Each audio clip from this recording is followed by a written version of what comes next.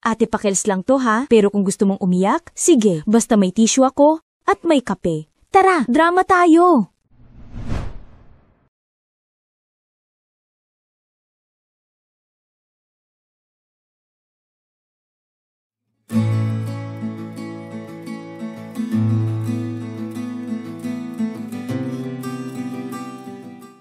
Hello mga kapakels! Ay grabe, bagong araw, bagong kabaliwan na naman sa pag-ibig. Ito na naman ang inyong bungis-ngis, sarcastic at proud single host na si Ate Pakels. Ang boses na kahit walang jowa, puno ng wisdom at kapal ng mukha. At syempre, hindi ako nag-iisa. Nandito ang partner in crime ko sa lahat ng pang-aasar. Ang lalaking kasing kulit ng messenger notification mo. Good day mga kapakels! Ako nga po pala si Kuya Hopia. Ang bungis-ngis na single din, pero hindi hopeless. Hoping lang ng konti. Kuya Hopia, aminado ka rin pala ha? Kaya nga ka Hopia, kasi laging may pag-asa kahit wala ng laban.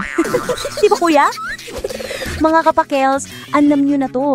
Dito sa Real Talk ni Ate Pakels, tawa muna bago iyak, sermon muna bago move on. Kaya kung marupok ka ngayon at may crush na hindi ka crush o naglalaro sa puso mo ang emoji reaction, hala! Eto na yung episode mo.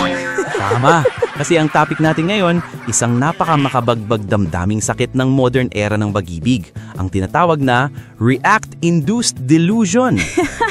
React-induced delusion. Grabe to, yung isang heart react lang, may waiting na sa utak mo, may anak na kayo na may pangalan na Heartlyn Grace.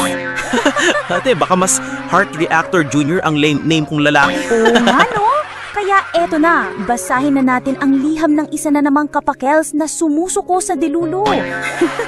Dear Ate Pakels at Kuya Hopia, promise, hindi ko alam kung anong nangyari sa akin. Normal naman ang buhay ko nung isang linggo. Nag-o-office, nagkakape, nag-scroll ng stories ng mga taong mas masaya kaysa sa akin. Tapos ayun na, bigla kong napansin yung crush ko sa office na hindi ko naman talaga crush, as in neutral lang dati. Pero ate, kuya, nung nag-react siya ng heart sa IG story ko, boom! Parang may orkestra na tumugtog sa likod ko. Hindi ko na alam kung bakit pero bigla ko nang iniisip ang future namin. Napaisip na ako agad ng theme color ng wedding, lavender and gold. Tapos yung baby names, pangalawang anak namin, pangalan ko na. First name niya, middle name ko, para symbolic. Promise, hindi ko rin maiwasang mag-smile habang nagmi-meeting kami sa office. Sabi ng boss ko, bakit ka nakaditi? May bonus ba? Sagot ko, wala po sir, may nag-react lang po sa story ko. Ayun, tinignan ako na parang kailangan kong ipa-check up sa mental. Ate kuya, seryoso to ha?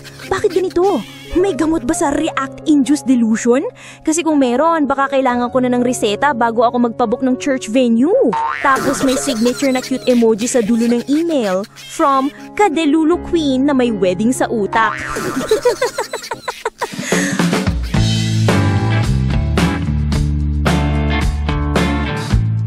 Oh my gulay, Delulu Queen! Theme color agad! Hindi ka pa nga niya chinachat pero may motif na kayo ng kasal. Ate, baka magpa-food tasting na rin yan sa imagination niya. Girl ha, hindi lahat ng heart react ay proposal. Minsan yan ang modern version ng, uy, cute ng story mo. Pero ikaw, gusto mo ng annulment after 5 years. At kung heart react lang ang basehan, di lahat ng nag-react sa story ko, pakasalan ko na rin. Hopya, walang papasok sa church. Kadelulo Queen, makinig ka sa akin ha, kasi eto na yung tough love segment.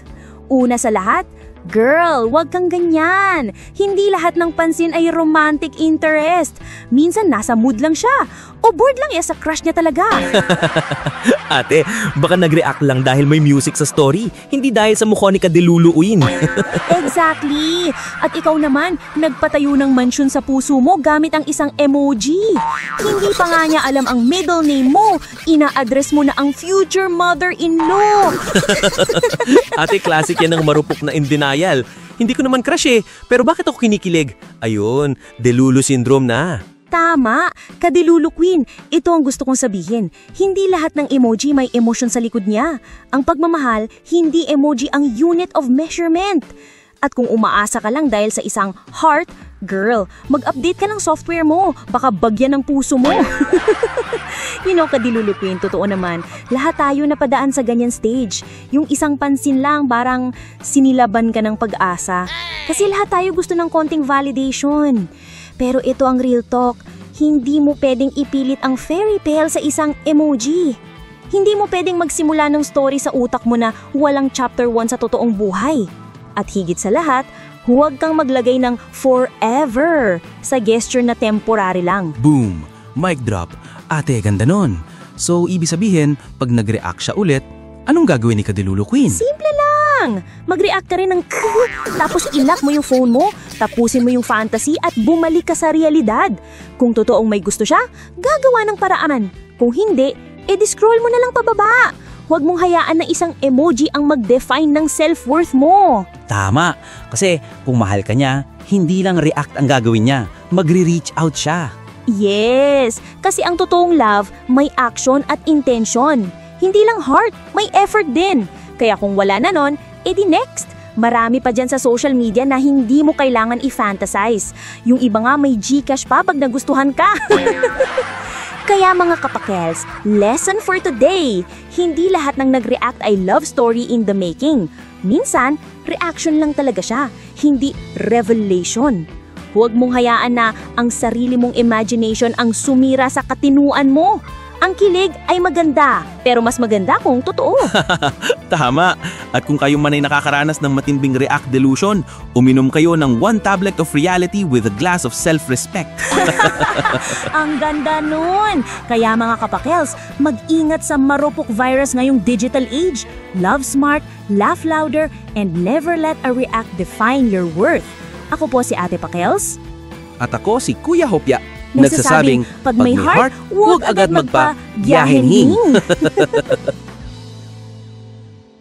Tapos na naman ang isa na namang episode ng Katotohanan with a side of sarcasm. Kung natawa ka, napaisip o na-trigger, edi mission accomplished. Huwag kang madamot, i-share mo to sa tropang pa-victim at i-follow si Ate para sa next na Real Talk Sesh. At syempre kapakils, bago tayo magbabayi, dito sa Real Talk, di lang puso ang tinatamaan. Minsan, pati pride mo rin. Hanggang sa susunod, love you mga marites with a purpose. Bye! Bes, Real Talk tayo ah!